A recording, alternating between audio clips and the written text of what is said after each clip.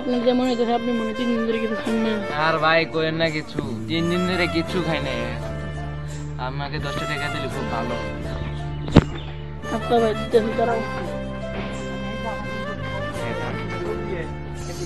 বড় ভাই তোমাকে দান করলেন ভাই 200 টাকা। ভাই খুবই উপকার করলেন। আমি 10 টাকা দেখো ভাত খাও। তাহলে ভাই আসি। ভাতের হোটেল মধ্যে